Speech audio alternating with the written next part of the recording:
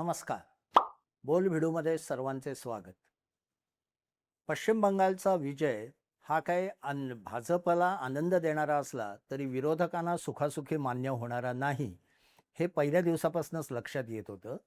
कारण पश्चिम बंगालमध्ये SIRवरनं जेवढा काही गदारोळ माजला किंवा माजवला गेला, तितका अन्य कुठल्याही राज्यात झालेला नाही.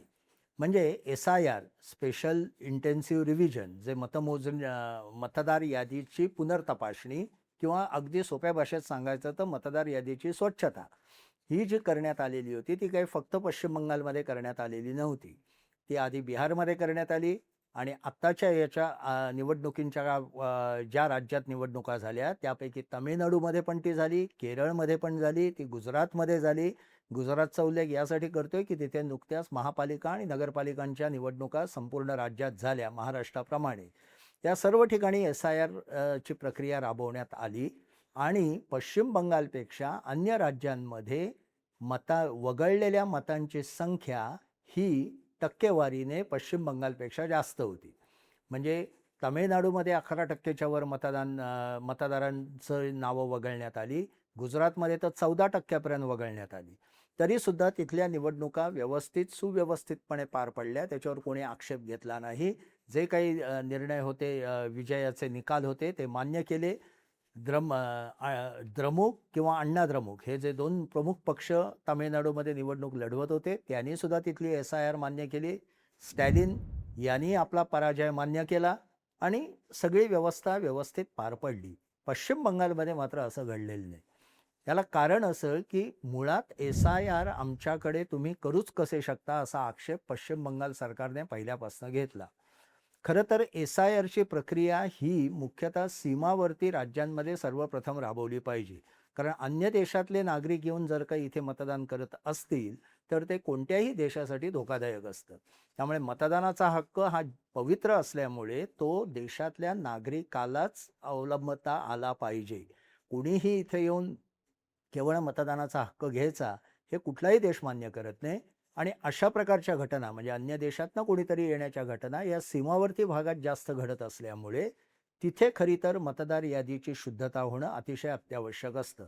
आसाममध्ये ती झाली नाही, कारण आसाममध्ये नागरिकत्वाबाबतची वेगळी मोहीम राबवण्यात येत आहे आणि त्यातून अनेक जणांना जे म्हणजे बांगलादेशातनं मुख्यतः आलेले आहेत त्यांना परत त्या देशात पाठवण्याची मोहीम चालू आहे. म्हणून तिथे SIR झालं नाही हे आपण लक्षात घेतलं पाहिजे.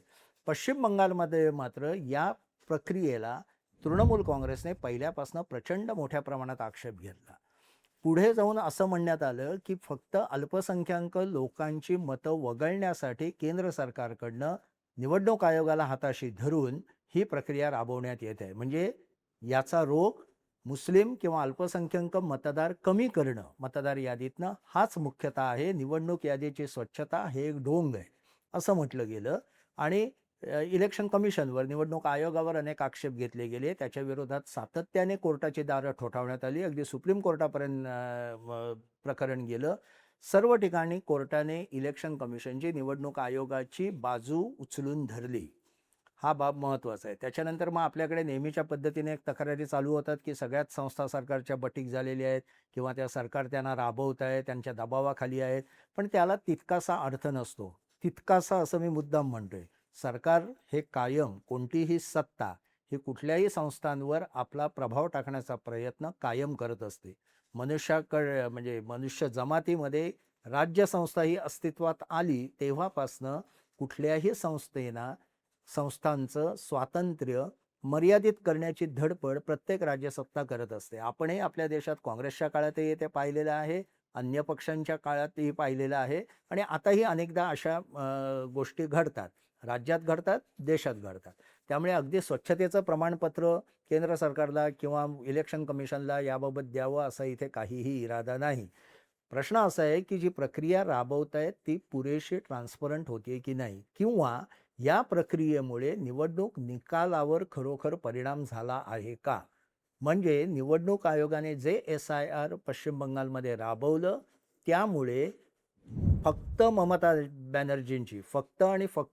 बॅनर्जींची मतं कमी झाली किंवा त्यांचे मतदार वगळण्यात आले आणि त्यामुळे भारतीय जनता पक्षाला एवढा विजय मिळवला.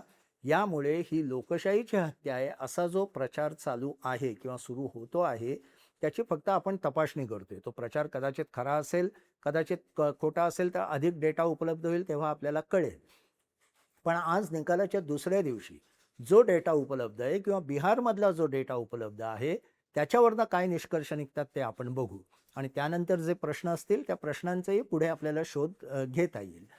मुख्यतः भाग असा की एक त्यातला महत्त्वाचा भाग, बिहारमध्ये जेव्हा SIR लागू झालं आणि सर्वात जास्त मतदार ज्या मतदारसंघातनं वगळण्यात आले, पुन्हा एकदा मी रिपीट करतोय, सर्वात जास्त मतदार ज्या मतदारसंघातनं वगळण्यात आले, त्यातील जास्तीत जास्त मतदारसंघांमध्ये विरोधी पक्षांचे म्हणजे भारतीय जनता पक्ष आणि नितीश कुमार यांच्या विरोधात असलेल्या तेजस्वी यादव आणि अन्य पक्षांचे उमेदवार निवडून आले. त्यांना विजय मिळाला. भारतीय जनता पक्षाला आणि नितीश कुमारांना विजय मिळाला नाही. म्हणजे बिहारमध्ये SIR राबवल्यामुळे भारतीय जनता पक्ष किंवा JDU यांचा फायदा झाला, हा निष्कर्ष आपल्या डेटामध्ये टिकत नाही. नाही ते विरोधी पक्षांचे इतके उमेदवार निवडून आलेच नसते. म्हणजे त्या विशिष्ट मतदारसंघात मी म्हणतोय. एक्झॅक्टली तसंच पश्चिम बंगालमध्ये झालेलं दिसतं. आज इंडियन एक्सप्रेसने याबाबत प्राथमिक माहिती दिली आहे. इंडियन एक्सप्रेसचा उल्लेख असासाठी करतो की ते काही सरकारधार्जिणं वृत्तपत्र म्हणता येत नाही. ते अनेक चांगले प्रश्न उपस्थित करतात आणि त्यांची तड लावतात. यांनी आज पहिल्याच पानावर बातमी दिली आणि त्या बातमीतला पहिली महत्त्वाची बाब अशी आहे, जे काही रिझल्ट रात्री 12पर्यंत जाहीर झाले, जी मतसंख्या जाहीर झाली प्रत्येक मतदारसंघातली, त्यातनं काढलेले निष्कर्ष आहेत.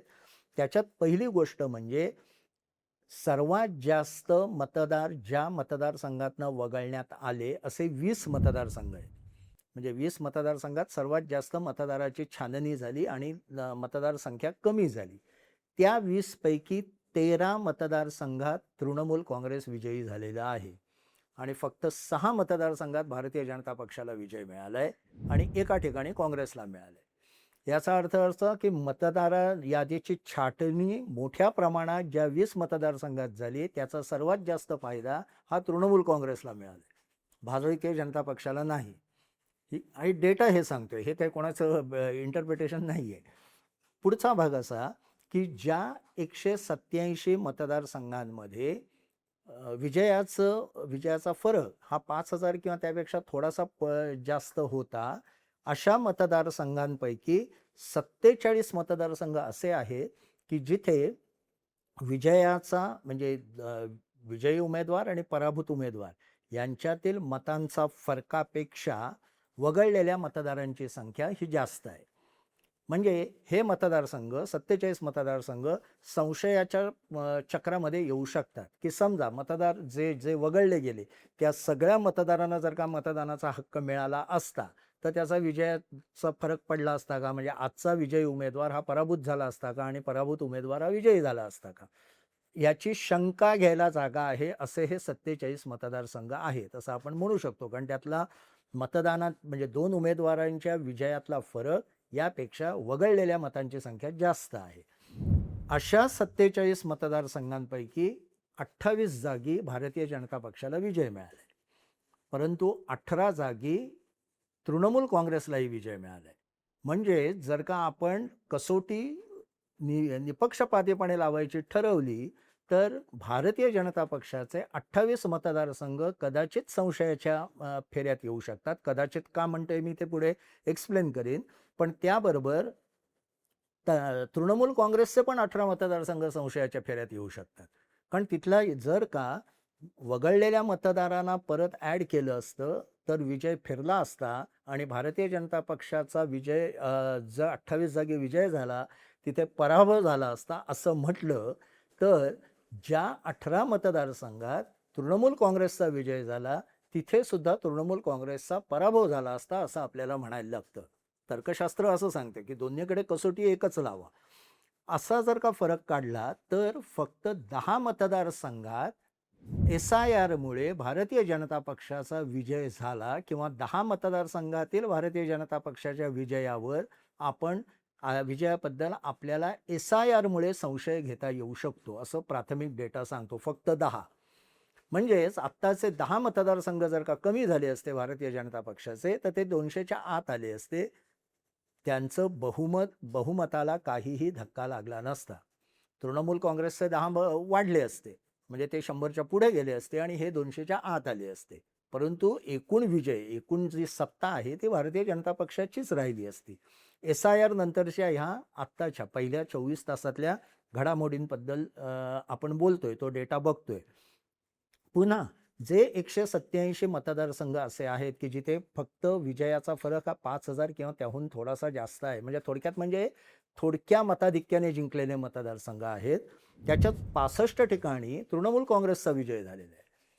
म्हणजे SIRमुळे फक्त तृणमूल काँग्रेसवरच घाला पडला, त्यांच्या मतदारांवरच घाला पडला आणि त्यामुळे हा पराभव तृणमूल काँग्रेसचा झाला, हे नॅरेटिव्ह कागदोपत्री तरी खरं ठरत नाही. अर्थात ही मी परत सांगतो तसं प्राथमिक माहिती आहे. दुसरा भाग असा की याच्यामागे अध्यारूत एक असं प्रचाराचं एक त्याच्यात भाग असा आहे की वगळलेले मतदार हे मुख्यतः अल्पसंख्याक समाजातील आहेत, म्हणजे मुस्लिम मतदार आहेत.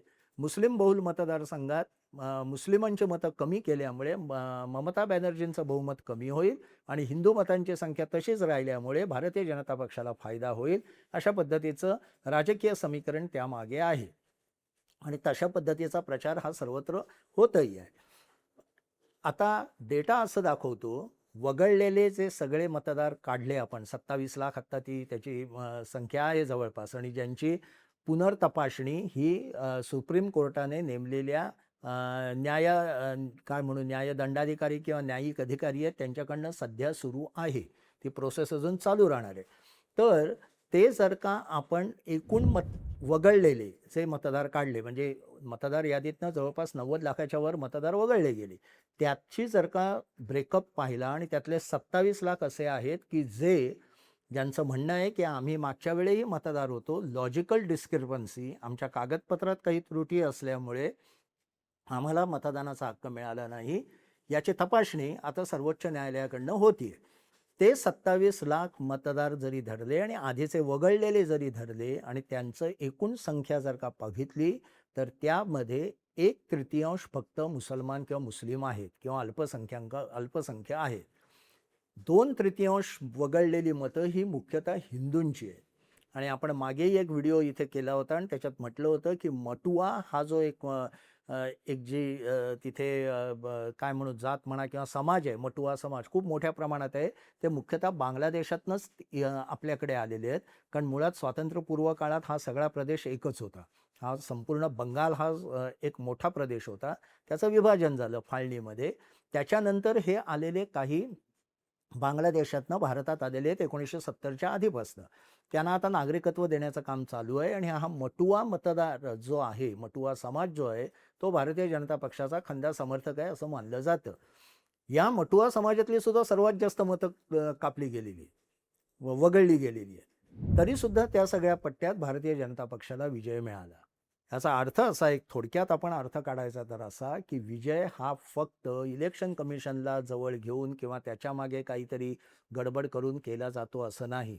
याबाबत इथे एक मगाशी मी म्हटलं तसं कदाचित हा शब्द मी अशासाठी वापरतो की ह्या वगळलेल्या मतदारांची संपूर्ण माहिती, ती का वगळण्यात आली, ते कुठल्या मतदारसंघात होते, कुठल्या मतदारसंघातले किती मतदार वगळण्यात आले, त्या मतदारसंघातले राजकीय आत्ताचं गणित काय आहे, म्हणजे विजयी उमेदवाराला किती मिळाले आहेत, पराभूत उमेदवाराला किती मिळाले आहेत, याचा एक व्यवस्थित डेटा, व्यवस्थित चार्ट हा निवडणूक आयोगानं देणं अत्यावश्यक आहे आणि तसा तो दिला पाहिजे. तरच निवडणूक आयोगावर जो विश्वास आत्ता लोकांनी दाखवलेला आहे तो टिकून राहील. कारण एकूण SIR प्रक्रिया किंवा निवडणूक आयोग ही सरकारची बटीक झाली अशा पद्धतीचा प्रचार, याच्यावर जर का लोकांचा विश्वास असता तर मतदानाला 90%च्या वर मतदार बाहेर पडलेच नसते. कारण जी प्रक्रिया आणि जी प्रक्रिया राबवणारे लोक किंवा संस्था यांच्यावरच अविश्वास असेल तर मतदार उदासीन राहण्याची शक्यता सर्वात जास्त असते. तसं झालेलं दिसत नाही. 90% वर मतदान होणं म्हणजे लोकांनी उत्साहाने मतदान भाग घेणं, आपला अधिकार बजावणं असं दाखवतं की ही संपूर्ण लोकशाही प्रक्रिया जी आहे तिच्यावर मतदारांचा विश्वास आहे. त्यामुळे डेथ ऑफ डेमोक्रेसी आहे असं म्हणणं हा मूर्खपणा आहे, हा किंबहुना भारतीय मतदारांचा अपमान आहे. मतदारांनी विश्वासाने मतदान केलेलं आहे, पण तो विश्वास अधिक दृढ करायचा असेल तर ज्ञानेश कुमारांच्या नेतृत्वाखालील इलेक्शन कमिशनला अधिक पारदर्शी कारभार करावा लागेल. मुख्य म्हणजे समाजात ज्या ज्या वेळेस संशयाचा किंचितचा जरी प्रश्न उपस्थित झाला तरी त्या शंकेचं निरसन व्यवस्थित डेटा देऊन, पत्रकार परिषदा घेऊन किंवा समाज माध्यमातनं किंवा वृत्तपत्रातनं जाहिराती देऊन त्या सगळ्याचं निरसन केलं पाहिजे आणि एक स्वच्छपणे दाखवलं दिलं पाहिजे की मतदार यादी स्वच्छ होणं हे किती आवश्यक असतं. भारतीय नागरिकालाच मतदानाचा अधिकार मिळाला पाहिजे, जो आपल्या घटनेने दिलेला आहे, राज्यघटनेने दिलेला आहे. हे करणं कसं आवश्यक आहे आणि ती प्रक्रिया कशी राबवत आहोत हे सांगायला हवं. आणि जय पराजयावर या प्रक्रियेचा परिणाम होत नाही, हे निवडणूक आयोगाने स्पष्ट करणे निवडणूक आयोगाचं कर्तव्य आहे. राजकीय पक्षांनी किंवा अन्य कोणी पत्रकारांनी वगैरे हे सांगण्यापेक्षा हे निवडणूक आयोगाकडनं येणं हे आवश्यक आहे. तसं झालं तरच आपल्या लोकशाहीवरचा, जनतेचा विश्वास, लोकशाही प्रक्रियेवरचा, लोकशाहीवर विश्वास आहेच म्हणून हे मतदान जास्त झालं आहे, तो अधिक वाढेल. आणि त्याच वेळी हेही आपण लक्षात ठेवलं पाहिजे की तामिळनाडू, केरळ ह्या राज्यांनी, पुडुचेरीसुद्धा यांनी या प्रक्रियेवर विश्वास दाखवला आणि ती मान्य केली. फक्त पश्चिम बंगाल हा त्याला अपवाद ठरला आहे. त्याचे कारणं वेगवेगळी आहेत. मुख्यतः ती आयडिओलॉजिकल डिफरन्सेस किंवा आयडिओलॉजिकल कॉन्फ्लिक्ट ज्याला म्हणतात, वैचारिक संघर्ष हा त्यामागे आहे. हेही आपण लक्षात घेतलं पाहिजे. धन्यवाद.